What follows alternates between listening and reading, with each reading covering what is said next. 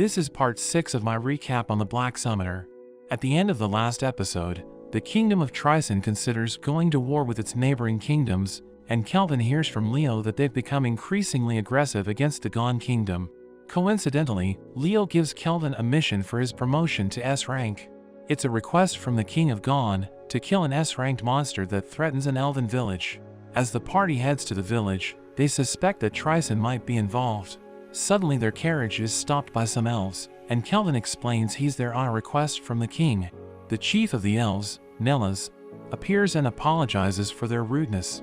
He becomes shocked when he sees Aphil, mistaking her for his own daughter, Lumel, but realizes his mistake. Kelvin becomes curious and asks to know more about Lumel.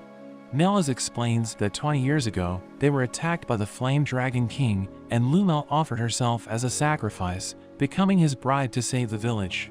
However, a few years later, Lumel was found dead in the forest, and fearing that the dragon might return, the elves fled to Gone.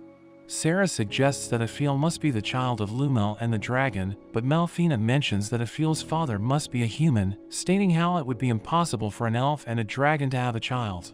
Regardless of who her parents are, Aphil is happy with the family she has now. Getting back to the mission, Nellas reveals that they've been attacked 3 times, and elves have been getting kidnapped.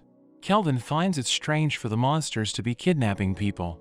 He comes up with a plan, and creates a stone barrier around the whole village.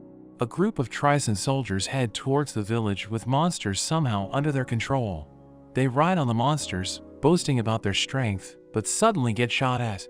They can't tell where they are being attacked from and panic. Aphil shoots from a tower, using her ultra-long-range archery magic. One of the soldiers reports to the commander about the dire situation, saying that their forces are being wiped out by unknown adventurers. They're found by Melfina and Rion, so the commander calls his strongest monster, the S-ranked Gigant Lord. An enormous giant awakens, and Melfina gives Rion the opportunity to fight alone and prove herself.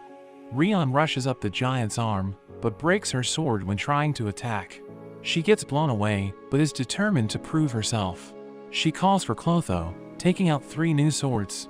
Using a combination attack with her dog, she triple wields and takes out the giant. As it falls, the commander tells the giant to transform.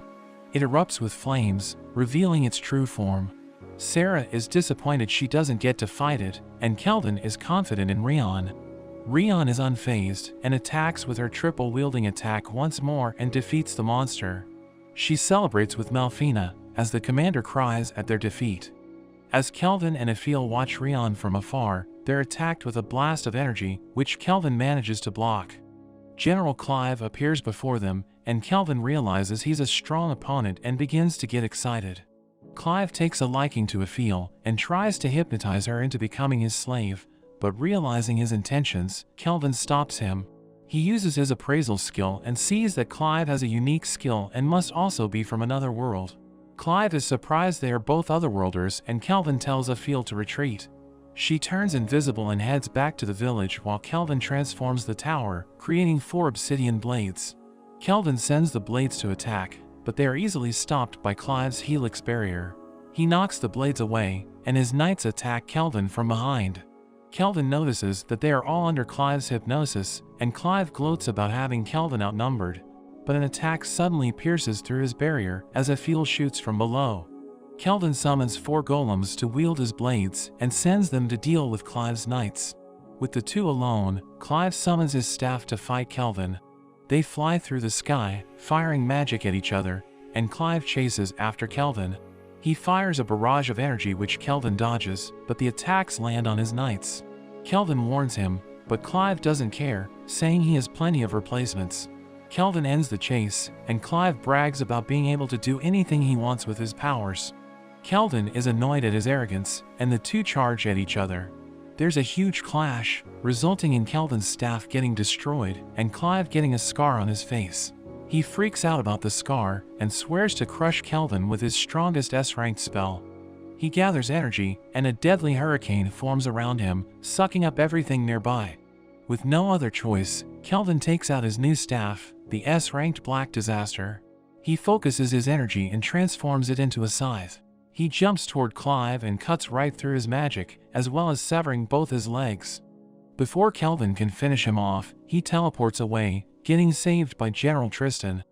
Tristan admits to being the one behind the attacks on the Elven village, but quickly teleports away. Kelvin is disappointed with the ending of his fight, but the elves celebrate their victory. Melfina, Sarah and Rion have a race back to Kelvin to see who he'll praise. Rion creates a new skill, winning the race, and Kelvin congratulates her on defeating the giant. Meanwhile in Tryson, Clive wakes up to being chained up by Tristan. His legs have been healed, but he gets tortured by his own slaves, as Tristan experiments on him as an otherworlder. The elves have a feast to celebrate, but Kelvin watches from afar.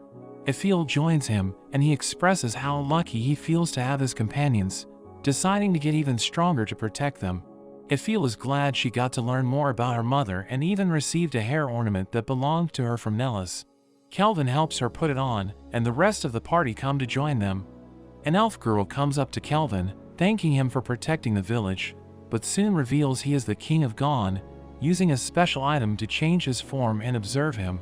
He congratulates Kelvin and tells him he passed the S-rank promotion. The party congratulates him, and the king reveals there will be a promotion ceremony that includes a mock battle against other S-ranked adventurers. Upon hearing this, Kelvin can only smile, unable to contain himself, excited to fight against other strong adventurers. Unsurprised by his battle-loving nature, the party heads for more adventure. But that's where this story ends. Don't forget to like and subscribe to the channel. Thanks for watching, and I'll see you next time.